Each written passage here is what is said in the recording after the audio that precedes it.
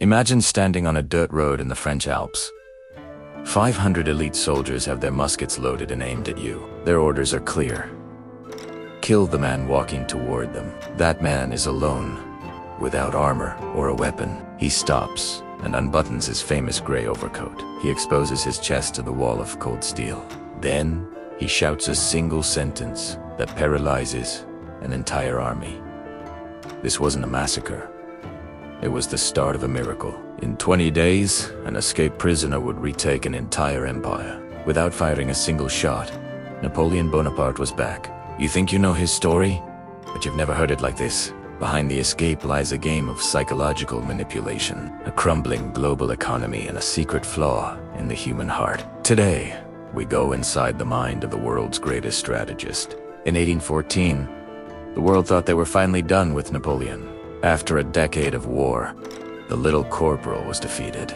But instead of execution, they gave him a toy kingdom, Elba. It was a tiny island in the Mediterranean, meant to be his cage. The British and Austrians mocked him with a tiny army of 600 men. It was like putting a shark in a bathtub and expecting it to be happy. While the world watched him settle down, Napoleon was performing. He built roads, organized a navy, and threw lavish balls. He acted like a retired gardener who had accepted his humble fate. But under the surface, Napoleon was listening to every whisper. His secret network of smugglers brought news from the mainland. He knew the new king of France, Louis XVIII, was a disaster. The French people were hungry and the soldiers felt humiliated. The victorious powers in Vienna were already fighting over the spoils. Napoleon realized the peace was actually a ticking time bomb, and he was the only man with the match to light it. On February 26, 1815, the British guard ship was away. The captain was distracted by a lover on the French coast. Napoleon seized the moment and slipped away into the night. He didn't just escape. He brought a miniature fleet with him. He was heading toward a country that had officially banished him.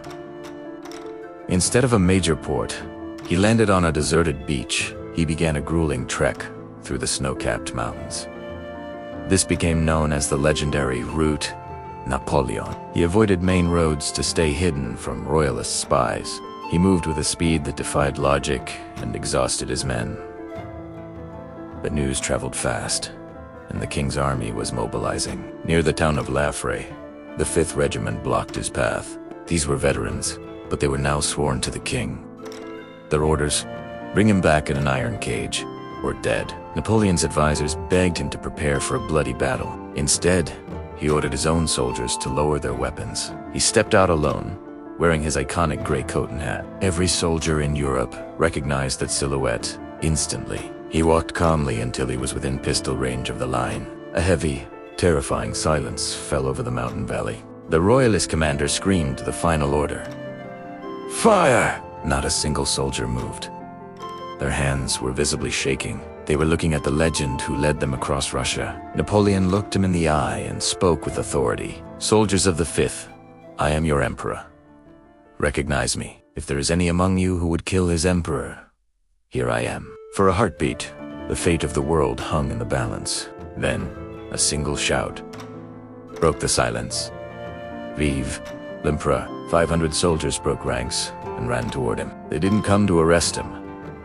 They came to embrace him. Napoleon conquered them with memories, not with the sword. As he marched toward Paris, his army swelled to 30,000. Even the general sent to stop him ended up joining his cause. But why did this work so perfectly in that specific moment? Across the world, the British Empire was shifting its focus. Trade routes were being redirected for the growing opium trade. The global economy was undergoing a violent and messy change. European powers were distracted by their own greed and colonies. They left the back door of France wide open for a ghost. Napoleon's return was a middle finger to the global bureaucracy. He proved a powerful narrative could shatter any rigid system. But this miracle had a dark and bloody price tag. He brought back a war that a tired Europe could no longer afford. The road from Elba led straight to the tragedy of Waterloo. Napoleon was the world's greatest psychologist of power. He knew people wanted to feel like part of a legend again. He proved that no island could hold a man who lived in hearts. But legends are expensive, paid for in the blood of thousands. Was he a hero reclaiming his right, or a ghost seeking glory? The answer lies in the silence of the battlefield he left behind.